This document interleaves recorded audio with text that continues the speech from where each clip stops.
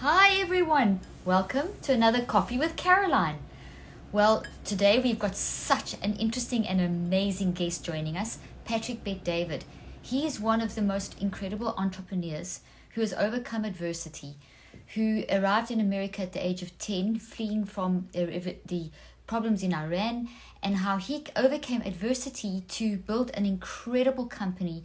He has such an angle on entrepreneurship that it's phenomenal. He's got a YouTube channel called Tainment where he interviews some of the most interesting minds. He just digs into people's heads, and he has so much incredible insight into how to use the creativity of our mind. I've been honored to have been interviewed on his channel too, and you can see my interview with him if you go to Valuetainment and just look up Dr. Caroline Leaf. He has a phenomenal, he brought out a phenomenal video on the 90 seconds, the life of an entrepreneur in 90 seconds, and it had 30 million hits. He really has a phenomenal angle. So I believe we're going to get tremendous insight in this, how we can start using our minds to be creative, to have an entrepreneurial mindset to help us to be able to deal with all these things that are going on at the moment. All these massive changes that have collided at the same time together in the world. You know, with COVID, with quarantine, with the changes in the economic situation, with racism, with the protests, with the global awareness, the depth of awareness collectively with people that are changing how they are thinking. They start to think differently. So I just felt that Patrick is just the most amazing person to help us to really plummet the depths of how we can think differently, how we can think in an entrepreneurial way from a business perspective, but also how we can use our entrepreneurial creative skills in a way to help us deal with this difficult time that we're in, how we can change this time and make it a very positive time. Because it's such an interesting time in history. Everyone's talking about that. We're all talking about the fact that collectively as a human race, you're facing the same enemy globally, this COVID-19, trying to understand it, what it's done to our economy, us thinking differently because we're spending this so much more time at home, digging inside of ourselves, really being forced to think deeply, changing our relationships. So much has changed. There's such a different level of awareness, and it's so important that we channel this awareness, in the right direction so that we can actually use the brilliance of our brains and the brilliance of our minds to change our brains, to really utilize this time collectively as humans to make a difference in the world. So, and entrepreneurial skills are a huge part of that. An entrepreneurial thinker is someone who thinks very creatively and very deeply. Patrick, How are you? hi. How you doing? I'm so good. How are you doing? I am doing very good. I got to tell you, my sister, my family loves you. Oh my goodness. Well, we love you. I just sent a text to my whole family saying, guess who I'm about to do a live with? So everyone is like watching. So awesome. No.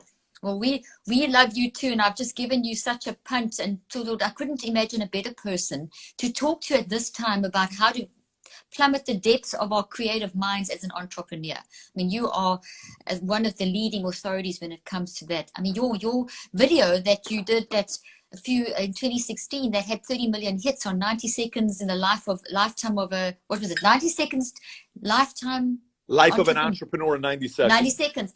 Phenomenal, 30 million hits, but it's transformed lives. And you've taken adversity and turned adversity into something that is something very powerful. You really understand entrepreneurship. So I couldn't think of a better person to talk to. So thank you for joining me today. Cheers. Well, this is Coffee with Caroline. This is In and Out with Beit. So this is In and Out for me, but there it's good to be on. It's so good to be on. And we just it was last year actually, it wasn't recently, I did that interview with you, and it was so powerful. I've been interviewed by a lot of people, but boy, was your interview one of my favorite, because you made me think about my own work. You made me think so critically and dig so deeply inside myself. And that's what I love about you. You really dig into people's heads and you make us question everything. And that is phenomenal. So tell my people about who you are. And a lot of people obviously know you. And just how can you help us in this crazy time where COVID and racism and awareness and a new global thinking has changed the way that we function?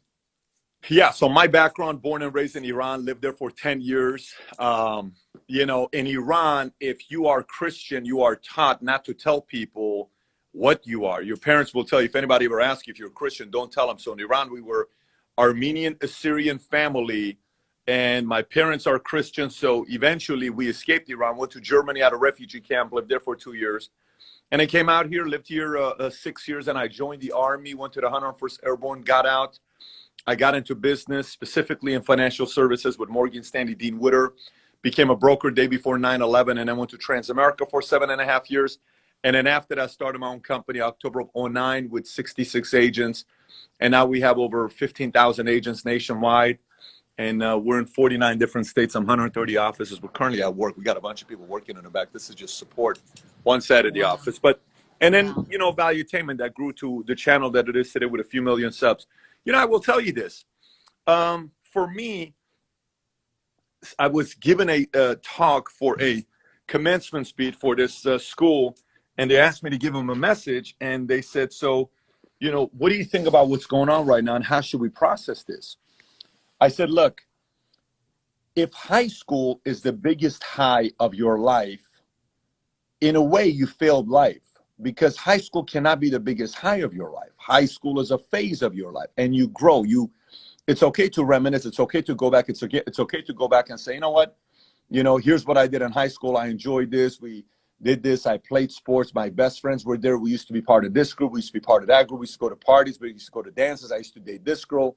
I used to date that guy. It's fine. But to me, almost everything that helped me become who I am today, it was a byproduct of a tough time. I don't know why. Everything that helped me become who I am today is a byproduct of tough times. We have agents all over the country that we bring on board, and we recruit and we build. And I can tell you the top producers have either had a sports background, they were either in military, or they were in some kind of an environment where there was a lot of pressure and they could handle the pressure. And then they eventually use it in business to do well for themselves. So there's almost a requirement to have some experience of going through tough times. Now, during times like this, you're going to have 3 different types of people. Just like any time, it's going to produce the 3 different types of people. Those that will be the pace setters on how they come out of COVID and how they come out setting an example for everybody else. Then you'll have the responders. Responders will be those who wait for the pace setters to make the move, and then they'll respond to what the pace setter does. And then you'll have the late bloomers. Unfortunately, the late bloomers will take a hit like they always do in every single thing that happens in life. The responders are going to be fine, and the pace setters are either going to be criticized or they're going to be seen as heroes. It's a lot of risk on being a pace setter. So you got to make a decision which one you're going to be. One of the things I wouldn't be is I wouldn't be coming out the gate slow if I'm out there. I'd be figuring out a way how to position myself in the marketplace today. That's brilliant. That is very powerful. You can be one of 3, and what you're advising is get ahead. So how do you do it? What would you give some, because you've interviewed some of the most amazing people, and as you've said collectively, and this is not something this is fairly common knowledge, if people are going to really make a change, they've come through adversity. And I know from my brain scientific research as well, it changes how your brain functions. It puts you on a different level of intelligence. And intelligence is something that we grow ourselves. So that's not something that's fixed. It's something that we can keep growing. And that deep, intense critical thinking and that entrepreneurial spirit that drives you forward, taking that adversity energy and channeling in the right direction. That's what I'm hearing you say. How do you do that? And because your background, as you've just outlined very quickly, and we've got a podcast coming up soon where we're going to really dive into that in more depth. And this is a limited time. But what can you tell people how can you be the pace setter or the responder versus the person who like hangs around and waits? I think the one question, you know, I have a book coming out. I don't even know if I have a copy next to it. To promote a book, you probably should have a copy next to it. Don't have it next to me. Yeah. But I have a book coming out called Your Next 5 Moves. And the first thing that I talk about with anybody I work with is by far the most important question I answered.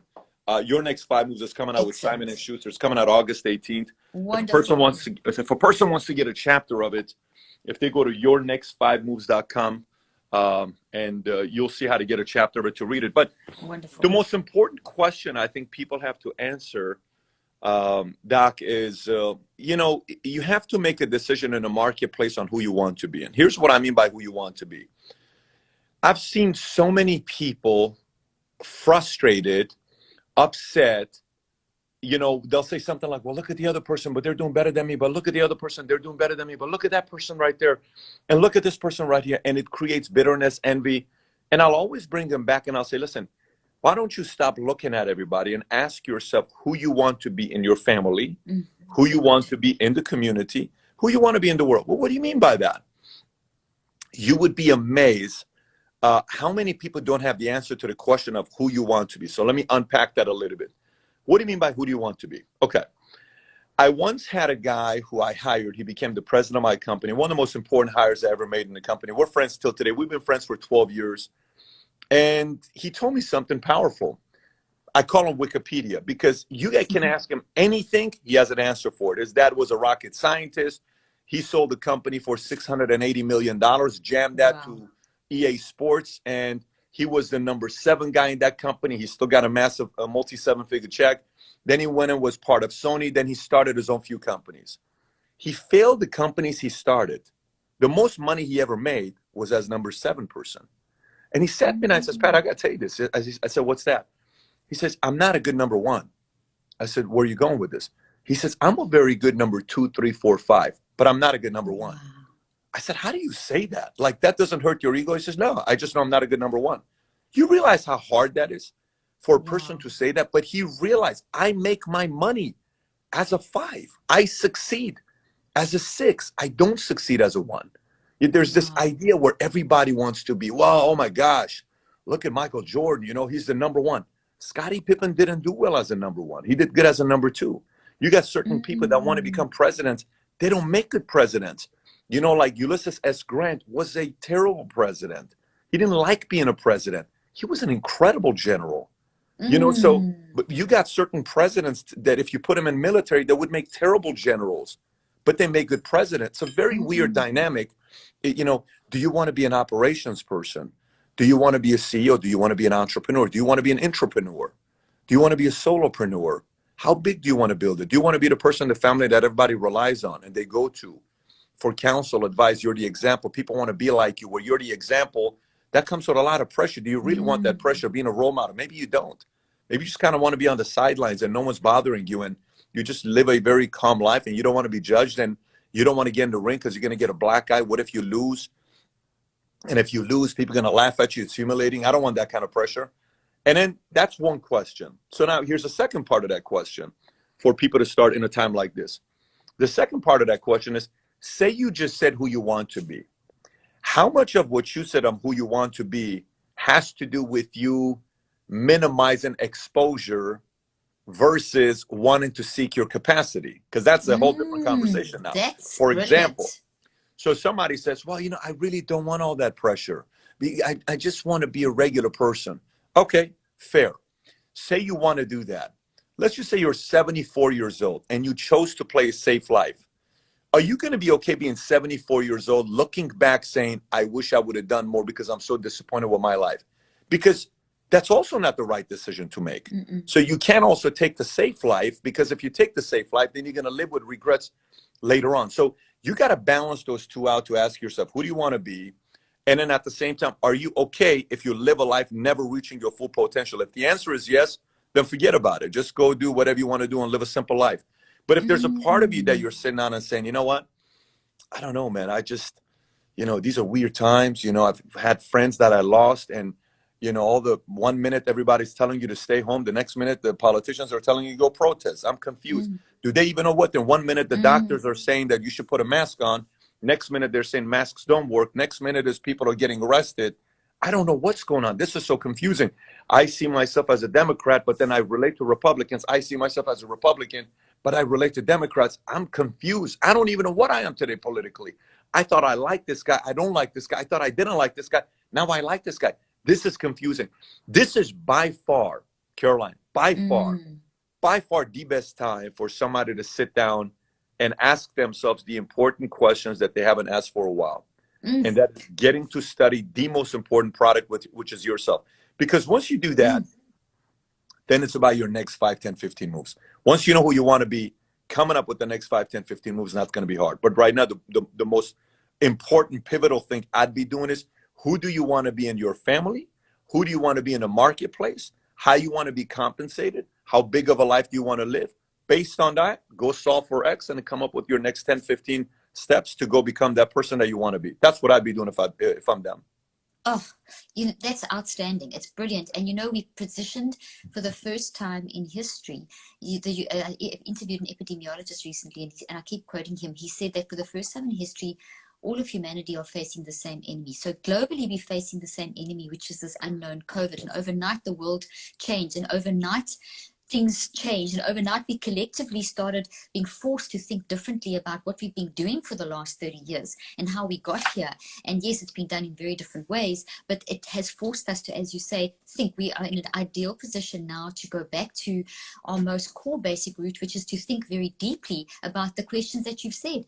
For the last 30 years of this modern era, we've been so busy being busy that we've forgotten all about thinking. And there's so much scientific research showing that. And we're seeing the impact in the brain. We even see when we look at normative databases, how they've changed in the last 20 years because people have changed. They don't think deeply enough anymore. It's changed. It's had a negative impact. And so this is almost like a bringing to our knees moment where we can think deeply, and we've got to use this energy so effectively. So that question that you pose is, what do you want? What do you want for yourself? Brilliant, because it's basic stuff. It starts with identity. From once you know who you are, you can then start stepping out into making those changes, whatever they look like. And I also love what you said about people are spending so much time saying, look what they've got, and being jealous and envious, which causes brain damage, just by the way. And then you're wasting that energy, which is limited in us, on toxic stuff, instead of turning that into, wow, that's amazing, how phenomenal, which boosts your energy in your brain and now boosts your creativity. And now you can, instead of being jealous, you can actually go and say, okay, so what can I do? I'm hearing you say that, and I'm hearing you say channel that energy in the right direction.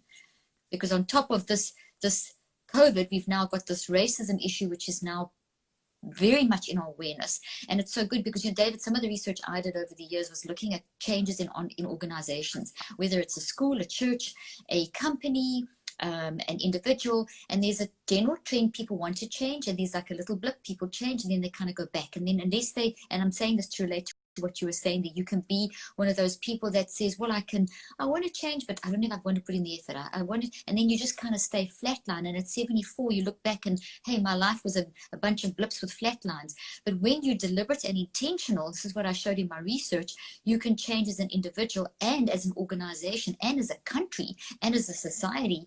You can change 35 to 75% immediately by just changing how your mindset changes, just being deliberate and intentional. And this is what I know you have done as an individual with adverse circumstances. So how do you kind of translate that kind of into practical terms? Yeah, I think we spend way too much time with things we have zero control over, and it's so draining. I like to cover the news. I like to watch the news, but the last couple of weeks, I just don't even want to watch it. I read it. I don't even want to watch it. I read the news. I don't watch the news right now because it's too much. It's too much of stuff that you have zero control of, and you put too much energy into that. Look, you start off in the morning. When you're in the morning, you have a cup of energy, right? And your energy is got only this much energy. The more you allow other things to suck that energy, then by middle of the day, the world's getting the worst of your energy, whatever's left, versus I'm going to conserve my energy and I'm going to give the best of my energy to the areas that are going to give my highest return. And unfortunately, that's not what a lot of people are doing today. You got to, business-wise, let me talk a little bit about dreams. So here's a guy. He gets out of high school. Parents get a divorce twice. My sister's 2 years old. My parents get a divorce the first time. Then they come back and everybody pressures them because in Iran, you're not supposed to get divorced because it's not a good thing. They get remarried. And with the idea of, let us have a second kid, hopefully the second kid's going to make the marriage work. I'm born. Okay. After I'm born, a few years later, they get a divorce. My parents get a divorce twice in 20 years. Okay. So we come to the States. I'm a regular kid going to high school, 1.8 GPA. I am told by the recruiter and my counselor, look, this regular life is not worth it's not something you can compete in. You're a big guy. You're 6'4", 6'5". You have muscles, join the Army. So I go into the Army. Army's going to give you great benefits. Go into that life. You get college. You get all this other stuff. You get a nice GI Bill. So I go into the Army. I listen to them. No problem. They said, I'm not the smartest guy. I don't have the biggest grade. Army's for me. I went there, right? Then eventually got to a point where I'm like sitting there questioning everything. I'm like, wait a minute. Why not? You know, why? Well, yeah, I remember I was a kid. I asked my mom an interesting question. This is going to be a little bit crazy for some of you guys when I say this to you because, you know, you may take it in a different way. I said, Mom, what are we? You know, in school, they're talking about Democrats and Republicans. What are we, Mom? And my mom said, oh, you know, we're Democrats because Democrats are for the poor and Republicans are for the rich. I told my mom, I said, you know, Mom, I'd love to be a Republican one day. Love it. I don't know if that makes sense. I have no clue what it is to be a Democrat and a Republican. You're a little kid, yeah. I'm a little kid. I'm like, I'd love to be rich one day. So what I'm trying to say is I'd love to have money one day. I'm not trying to say I'd love to be a Republican one day Yeah. and all these other things that come with it. It's very simple. I'd like to have some money one day. Why? Here's what I'd like to have some money one day. There is nothing more annoying than family members and relatives around you, or classmates around you, kind of looking down at you like, look at, you know, oh, poor Patrick, you know, it comes from a broken family. Don't feel sorry for me. I don't want you to feel bad for me. And people would come and give us gifts on Thanksgiving and like that kind of stuff. I never liked it. I don't want gifts of feel sorry. Gifts, give me a gift because you want to give me a gift. Don't give me a gift because you feel sorry for my family. I don't want any feeling sorry type of stuff, because the more and more you accept that, psychologically, you believe you are sorry. You accept that. I'm not accepting that. You making that judgment yourself. I'm not buying that. So this is what I would say to the people that are watching this. 3 times for me, massive crisis has happened the last 20 years. So watch this. Each time, it's made me a fortune. First one was, you know, when 9/11 took place. When 9/11 happened, I got started into the financial industry day before 9/11, okay?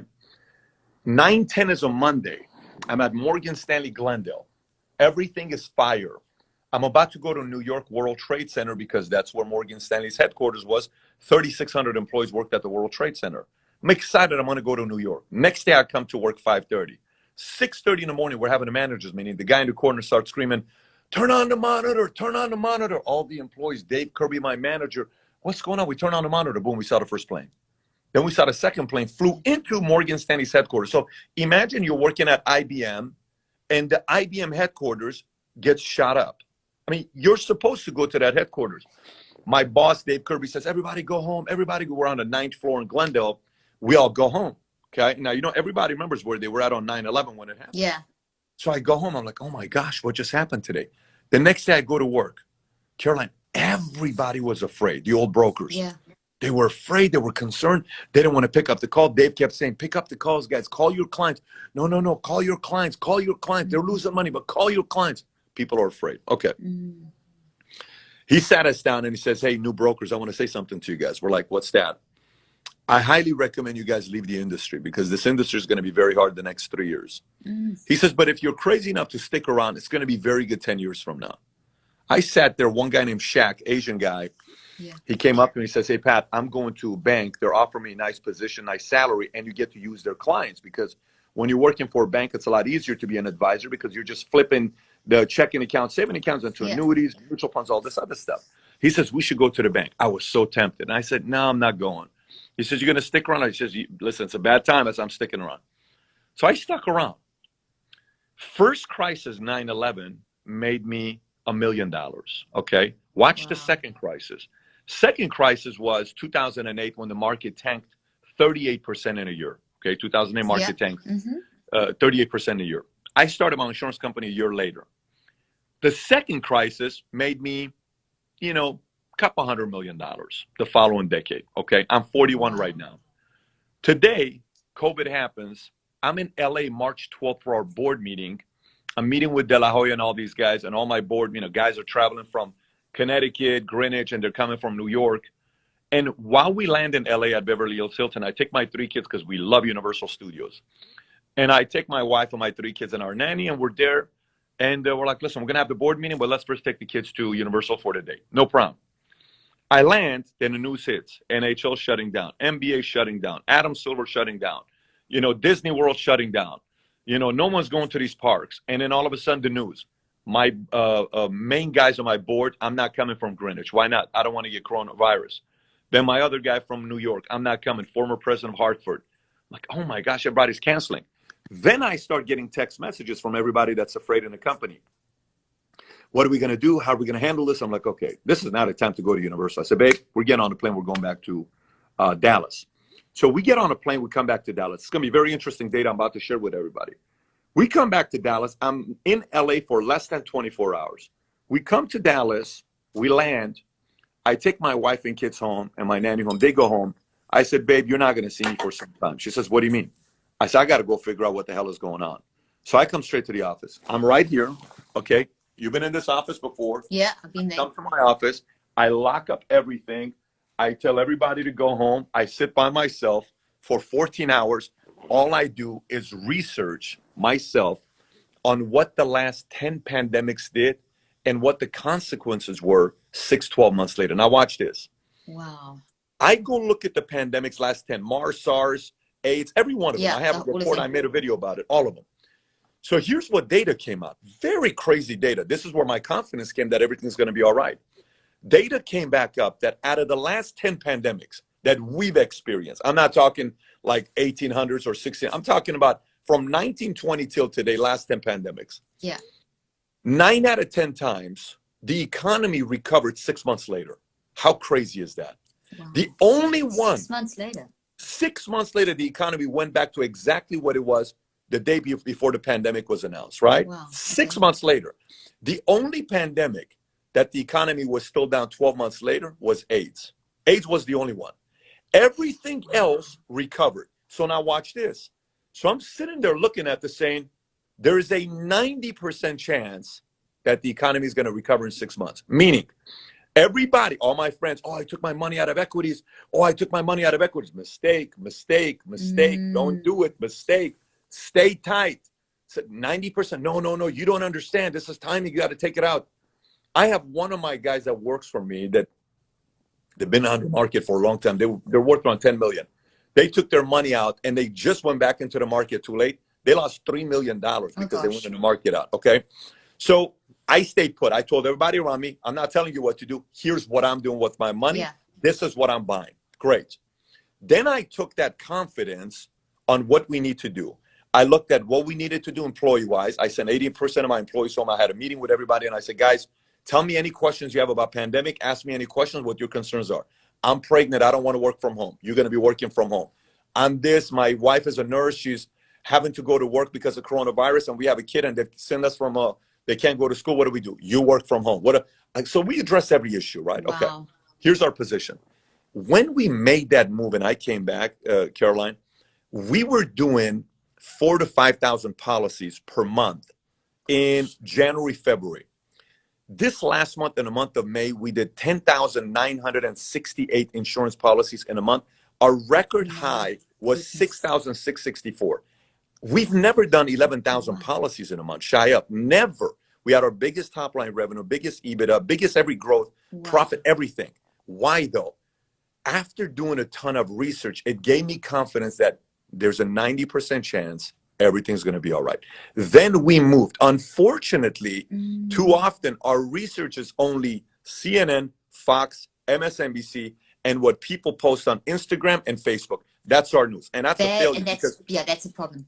That's a big problem because we are allowing things we have no control over to make us feel the way we do. So once I got into that state of confidence, I immediately held a Zoom 3 times a week with every single one of my VPs. We typically only do 1 Zoom a month with our VPs. Yeah. We did 3 a week. I got them all on to see what they look like. I didn't want to do a conference call. I said to Zoom, I want to see your face. And I could see they were defeated. Half of them were defeated. And I'm like, okay, that guy's defeated. She always wore makeup. I've never seen her without makeup on. She barely has any makeup on. That guy looks scared. And we went on a 2.5-hour Zoom. I said, what's on your mind? And I said, hey, take a look at this. Take a look at this. Take a look at this. Here's what we can do. We can be afraid, or we can play offense and do our best. What do you guys want to do? And I'm okay if you guys want to sit on the sideline and be afraid. This is what your CEO is going to be doing. Since March 12th till today, I missed 4 days of work. I've been at the office every day, even though I'm a non-essential business and I'm not supposed to be. Now, some people may say you broke the rules. 4 days I've missed. It's 4 Sundays I missed. I was here. I got closer to my kids the last 12 weeks than I've ever been because they were at the office every day with me. We got a lot of stuff done. So when somebody's watching this right now saying, Pat, what do you think about what I should be doing?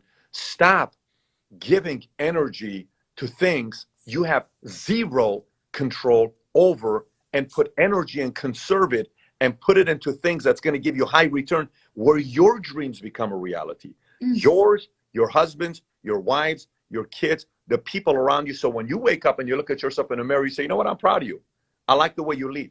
That'd be my biggest suggestion to people today. Patrick, everyone, this is why Patrick is one of my favorite people. One of the most motivating people, but not just motivating. I actually hate that word. One of the most inspiring, but you're realist. You've given practical examples. You've shown us how to plow deep. And I recommend that if you haven't watched any of Valuetainment, you need to watch it, because this is how you can really find out who you are as a person. Patrick challenges that in you. I want to thank you for what you said now is outstanding. And I cannot wait to do our podcast where we can dive even deeper and people can have a lot more time to listen to what you've got to say. Just to support what you said there, how use that we've got limited energy. Don't use it on getting your research from the media. Do your research in the proper way. What you did there for that 14 hours, and then you've actually made a video so people can go to Valuetainment and they can see that video on the fact that within 6 months, in 90% of the cases, the economy was back on track. You've got the evidence there, but you did hardcore research, and this is what you took control. You took control. You didn't just let yourself get buffeted by the winds of what was going on. You took control. You drove your energy, and you have succeeded. And that is incredibly good advice for every single one of us. I've just finished a set of clinical trials that I ran over last year, and one of the many things I looked at, and one of the things was that when a person starts getting autonomy, which is the sense of control, and awareness changes inside of us, and suddenly the toxic thoughts of getting all worked up, etc., and all whatever, but the whole range of toxic thoughts is huge, which then causes toxic stress. Those will go down. So with autonomy comes awareness, comes a control of toxic thoughts and toxic stress, leads to empowerment and well-being. It's like literally a pathway to empowerment. So scientifically, I've just been showing what you've just described in such a phenomenal way. So thank you. I'm so excited to have brought you on today, and thank you for your wisdom. And people listen to this 100 times, get Patrick's books, watch him on Valuetainment, and watch out for our podcast, and go check out my podcast interview where Patrick pulled stuff out of me that I didn't even know was there. Thank you, my friend. You've been phenomenal. Thank you so much. Thanks for having me. Thank you. It's been amazing. Take care. Speak to you soon. Bye-bye. Bye-bye. Bye-bye. Bye-bye. Bye. Bye-bye, everyone.